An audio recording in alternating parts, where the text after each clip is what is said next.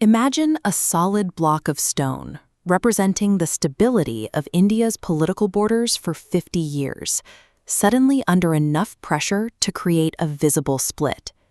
This pressure stems from a major legislative milestone.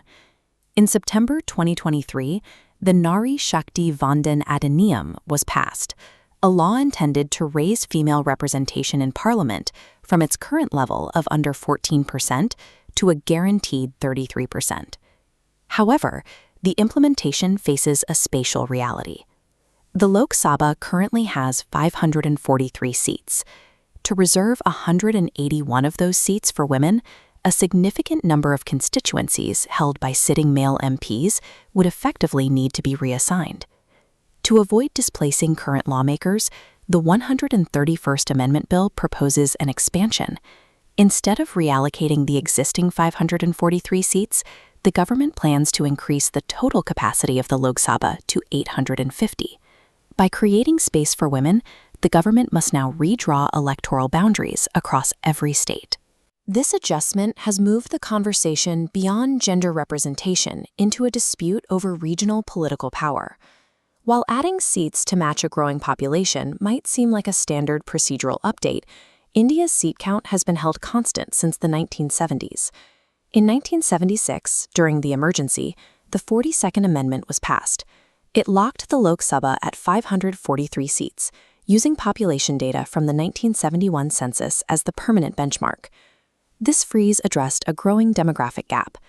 Southern states, including Tamil Nadu and Kerala, had successfully implemented family planning programs that flattened their population growth.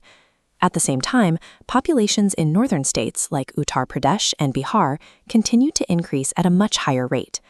The government locked the numbers to ensure that southern states were not penalized for their demographic success.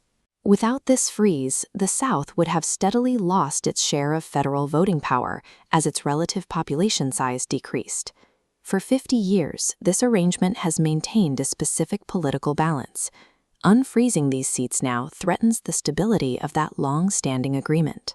To meet the 2029 deadline for women's reservation, the government must now begin delimitation, the legal process of redrawing every electoral boundary in the country to accommodate the new seats.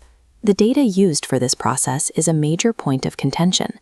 Because the 2021 census was delayed, the government intends to base these new boundaries on population figures that are now over a decade old, from the 2011 census.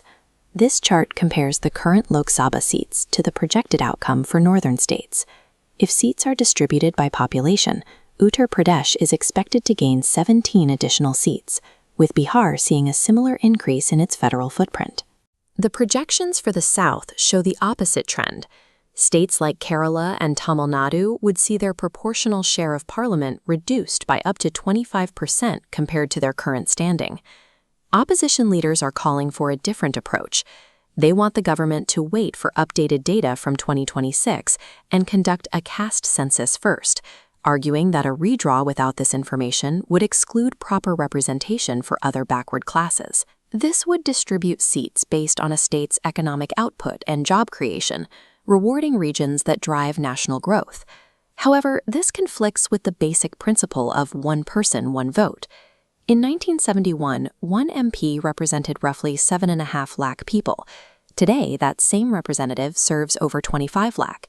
From a purely administrative standpoint, the current system is under significant strain.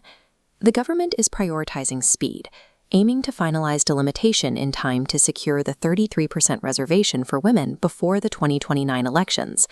This leaves a difficult question. Should the layout of India's parliament be determined by raw population data, or should it account for economic performance and population control? The push for women's reservation has successfully moved gender equality to the forefront of Indian politics.